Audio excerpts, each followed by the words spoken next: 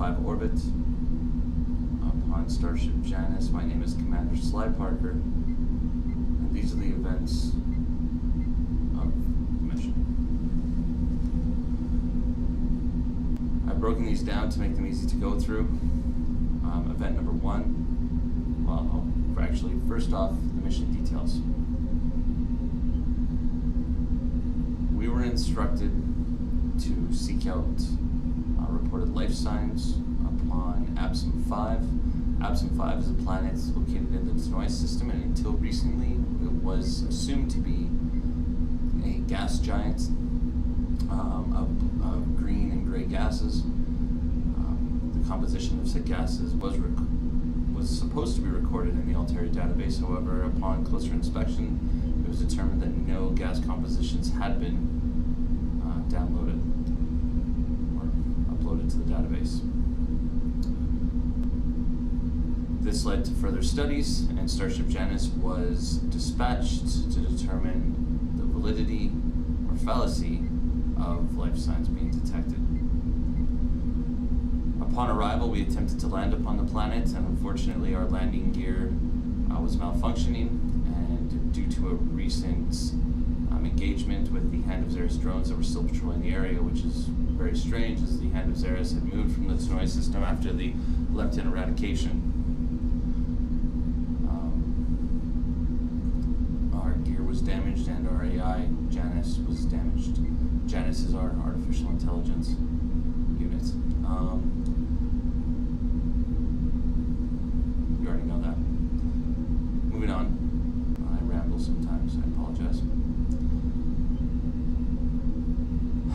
Upon that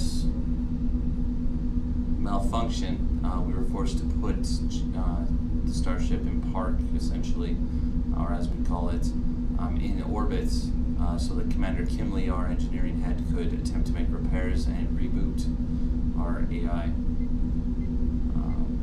Which brings me to the current mission. The mission was to get our scanners up and working so that we could begin a long-range scan upon Absum 5, as well as to complete the refit of Janus so that we can make a proper landing attempt, or at least to get the pods to function so that we could drop troops. My apologies. So that we could drop a scientific expedition and a diplomatic expedition so that we could determine the first contact with the life signs once we determined that there were life signs. So these were the events that were a part of that mission. I will recite the events as I saw them, and then I will record any personal opinions or suggestions, would be a better way to phrase it. Personal suggestions to the events later in my letter. I have written them down, so please excuse me if you see me looking towards my tablet. Event number 1, as per usual, the Altair Confederacy had sent us a batch of new recruits. Unfortunately, we did not have time to fully train these recruits due to the hurriedness of the mission, but they fell in quite nicely. The new recruits that are now members of your crew are Kalian by the name of Rashanok. I will give my personal opinion of him later. Leon, who claims he's a head engineer, or was at some time. Letters. I believe this was a Commander Kimley designation of his name, as he could not remember his name after the formatting process. But he seems to be quite taken by the name Letters and has chosen to accept it to begin his new life. And Thor, quite astute security personnel, but I'll give you my personal opinions on the new recruits later. Finally, we had a cryo member join us. The cryo member, her name is Alexis Rangefire. She was a part of the original Altair experiment, as we've come to know it. She was part of the original Altair experiment of 43 years ago, or so. Upon their arrival, I instructed Null and Cyber to give them a tour of the main facilities of the ship. They did not go into full detail, but they showed them at least where the crew quarters were, the mess was, what the hub portal was, and the shooting range and how it worked. So they were quite thorough in their tour, and I was actually quite impressed and pleased by it. After that was completed, the new recruits were introduced to Commander Kimley, Commander Nerys, and Citizen Digsby, who was out and about due to the recent mess closing and the refit. He had been unfortunately displaced, so he was in and amongst the standard crew, which I don't, well, again, I'll give my position on that later. The new recruit Leon seemed to have trouble accepting, and this is the next event number 3. He seemed trouble having to accept his new uploads, which is strange, as he's the one that chose them. But he seemed to still think he was equivalent in his previous engineering knowledge, so he challenged Commander Kimberly quite a bit. This led to bickering between the two of them, and, well, to be frank, almost as if children were running aboard the ship. I quickly had to switch some things around to separate the two of them. I did not discipline crew member or recruit Leon yet, but my recommendations will follow. But once that settled down, we get to event 4, which was spore collection. We found that our one airlock had been completely filled with spore. We're still unsure how the spore got into the airlock. However, Commander Nerys requested that we collect a sample. I saw no harm in it, as air support and gravity were still maintained within the airlock bay. So I had recruit Rashinok, Alex, and Leon suit up with sample containers. They ensured that they followed proper Confederacy protocol in regards to tethering themselves. They tethered themselves and they entered into the airlock. Commander Kimley was the one to ensure that we ensured that she opened the door, so that any spore contact with her would of course be nullified due to her species. The 3 of them traveled through the airlock, down the flight of stairs, and gathered the gray spore. Upon introducing the gray spore to sample containers or temperature, Commander Nerys can speak more of this. The spores changed color, and what we found were a collection of red, purple, and blue spores, each in different containers. They didn't mix at all. I found this very strange. But again, Commander Nerys can speak more to it. Once they retrieved the spore, it was left to us to clear the spore. Commander Kimley feared that the spore could be damaging the ship. So we sent in recruit Alex. She tethered herself and headed back down to push buttons, as she calls it. We ensured that she knew which button to push, as she tethered herself in, turned off life support and gravity, and with the pressure difference, we opened the airlock to space, and the spore were sucked out as air evacuated the chamber. So, once that was completed, we move on to the next event, which was the actual testing of the spore. Each spore was tested in a different way. I believe, 2 of them were tested in the same way, after a strange effect by one of them. The first spore that was tested, again, Commander Nerys can speak more accurately to this. I will do my best to account from what I saw.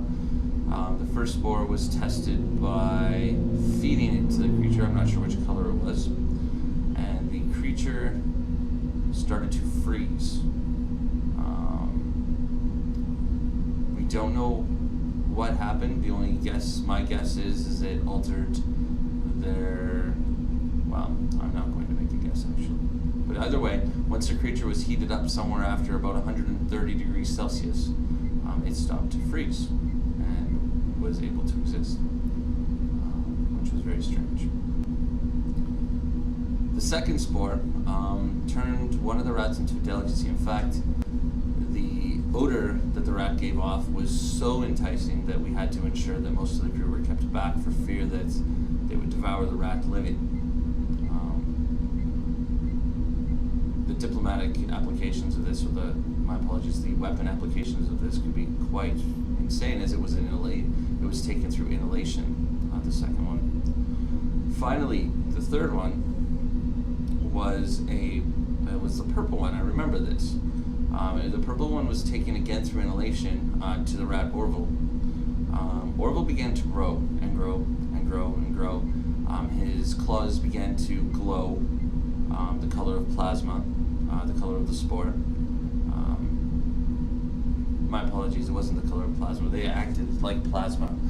They were able to breach shields, and we know this because the rat eventually grew to the size where it broke through his restraints and began to attack the crew. The rat showed extreme strength. Luckily, we had Rashnok on board, who had already requisitioned himself his plasma saber and had been practicing with it, and he engaged the rat known as Orville in combat and was able to defeat him. We should speak with recruit Rashnok about this. From what I could tell, the rat was able to breach his shields. However, I never did get a confirmation from Rashnok of that. After that was dealt with, and Orville's body was burned. After that, I mention this only because of the circumstances that it created, but a small group, I instructed Leon to test all of our blasters that we had already requisitioned, as some of them were in need of repair, and to separate out the ones that needed repaired from the ones that were in firing order. And they were doing such at the weapons range, and they were shooting at the weapons range, and I noticed that Citizen Digby, and I do have photographic evidence of this, it is coming up for you, Captain Locke.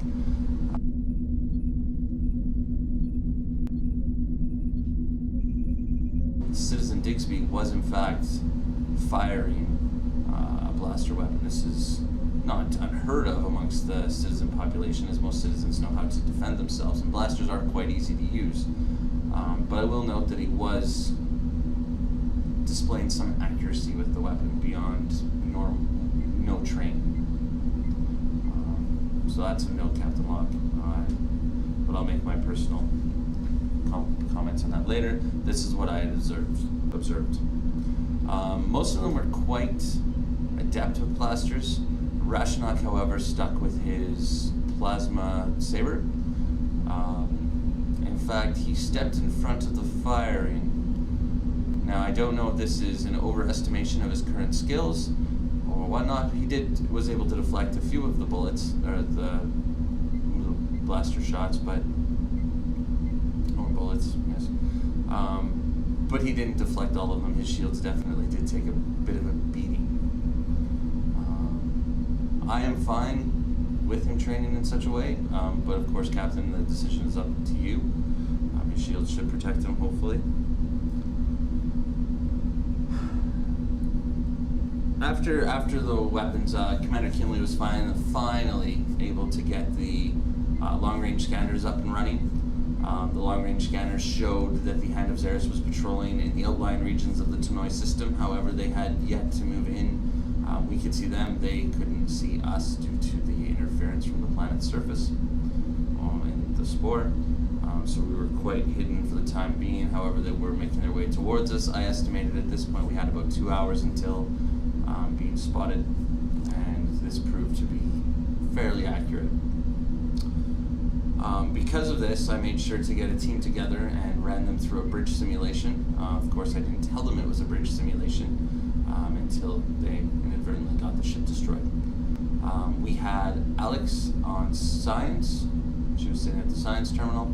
We had Rashnok at the helm. We had Letters at the weapons terminal, and we finally had Leon, due to his perceived engineering knowledge, sitting at the engineering terminal. We'll get to that.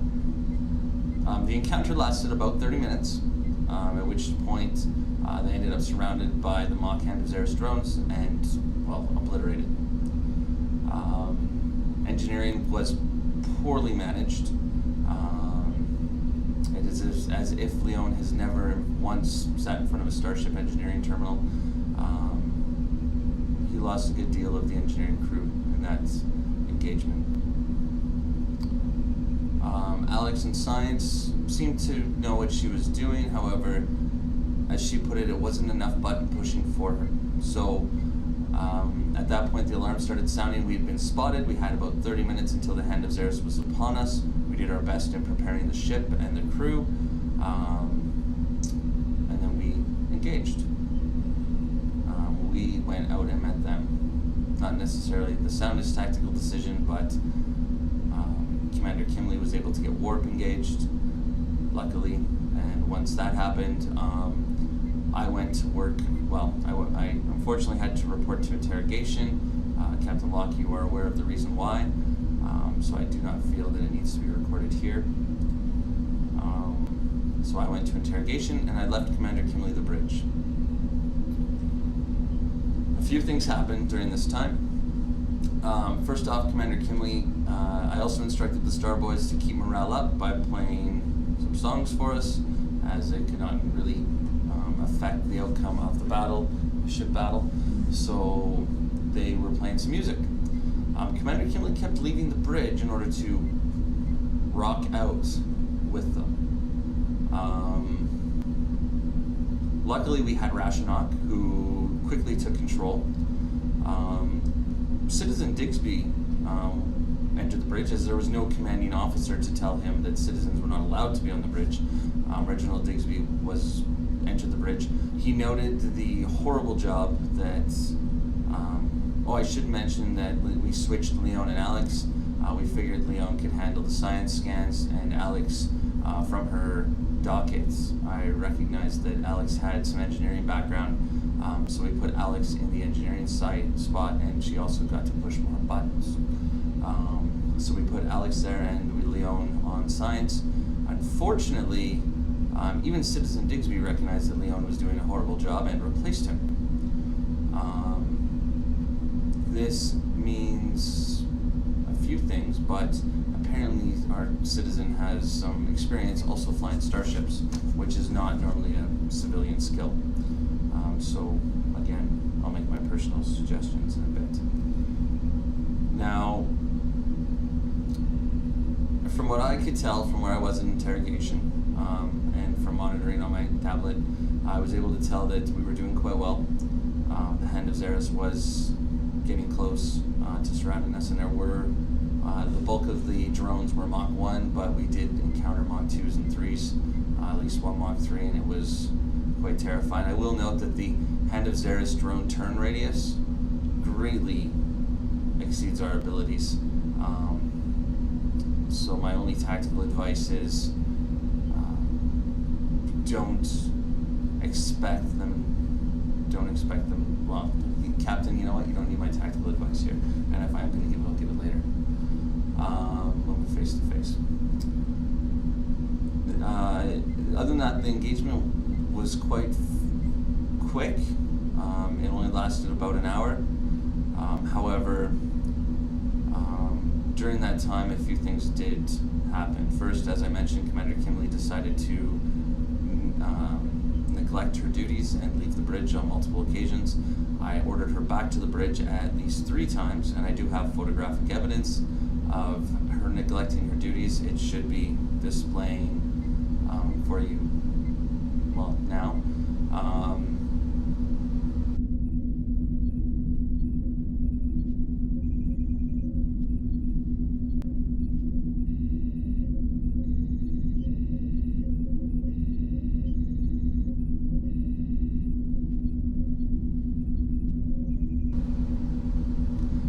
Now, other than that, what other things that happened,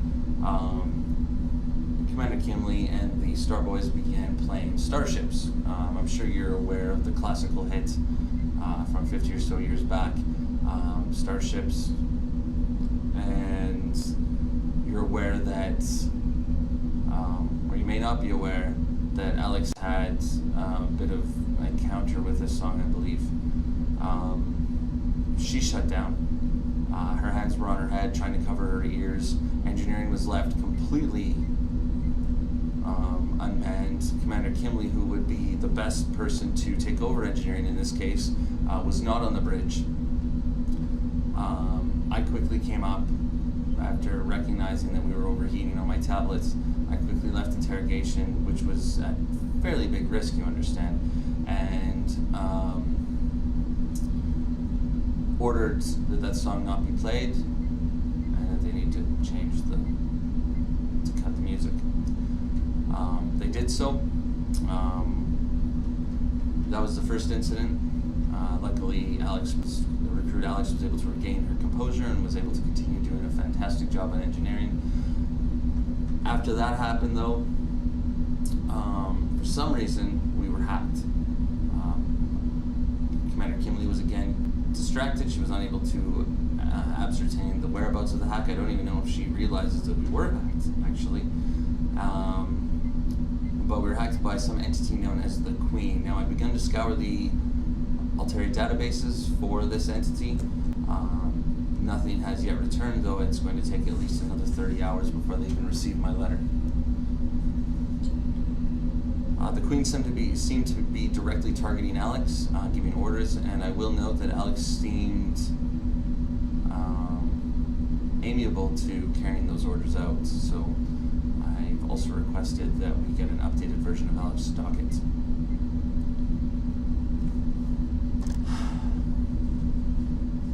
I've already mentioned Reginald's part within the battle, but other than that, we were victorious. We destroyed over 15 drones, and we did quite well. After the drone attack, though, I will say that if it were not for Rashnok's quick reactions coming to full stop, we all might not be here. When returning to the planet, we were flying at Warp 3, and the sensors were still down. So after all of this time, our long-range sensors were not functioning. They weren't down, but they weren't functioning at full capacity. The sensors recorded the planet about 3 seconds before we crashed into it. Luckily, Rashnok's reaction time was very quick and speedy, and he was able to bring us to full stop and reverse thrusters so that we broke our momentum and did not get sucked in by the atmosphere. It was close, man. It was close, Captain. It was very close. So, that was the end of that. As of now, there is one more thing. The next event was when we got the long-range scanners working and took a picture of the planet's surface, looking specifically for vegetation, animal life, and we threw signals in, thinking, just in case, and water, of course. So we had a picture taken. We found that there were animals in existence on the planet's surface.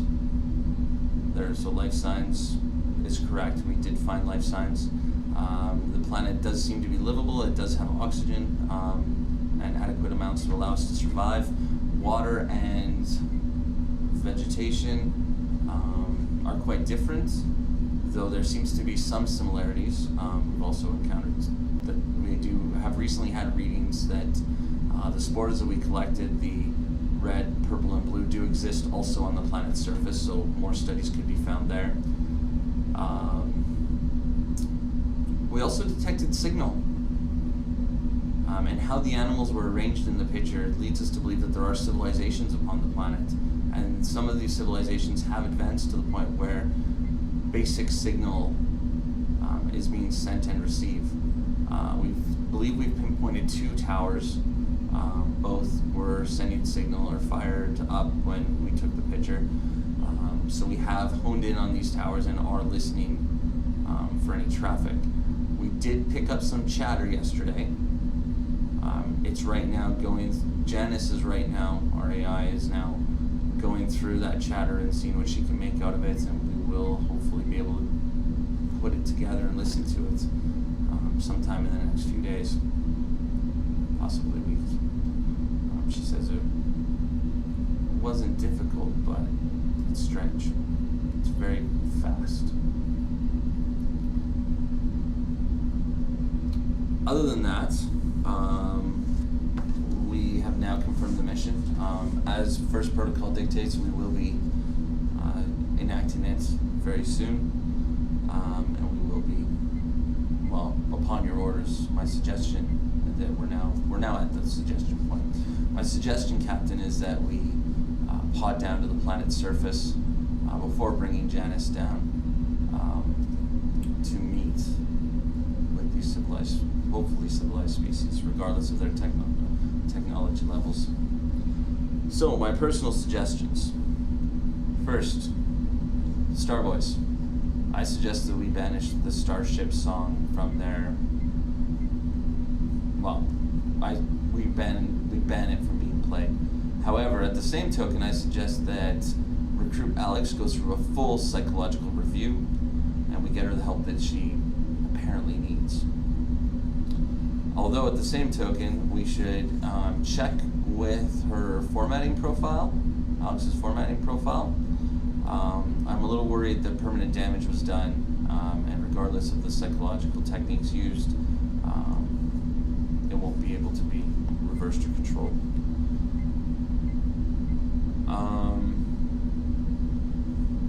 The Queen is something that needs to be looked into, being hacked.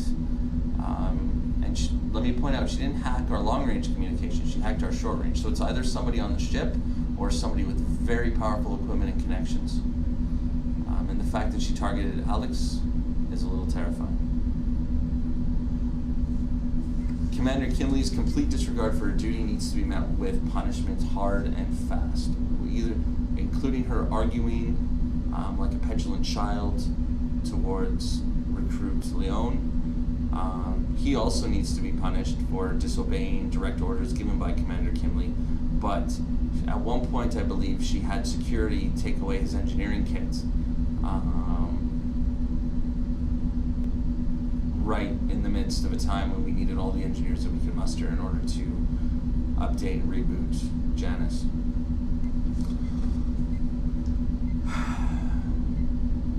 Alex likes buttons. Again, we need to seek some help for her.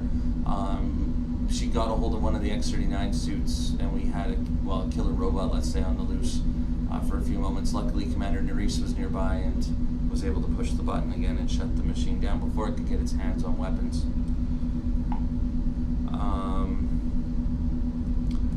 I would like to add that Letters, Rashnok, and Alex,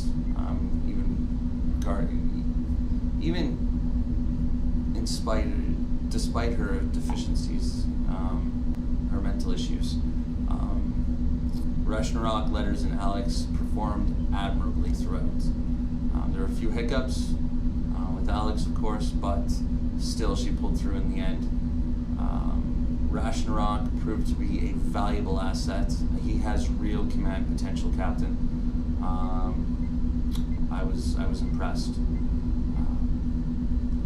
And Letters, while quiet, seemed to just bloom into the task of, blowing shit up, to put it bluntly. Sort of had some Tonian accent come back there.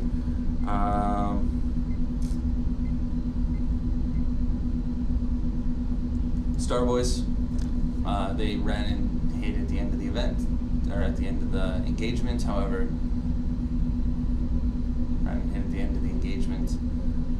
throughout they were very good for morale. It's actually nice to have some entertainment aboard the ship to remind us what we're fighting for.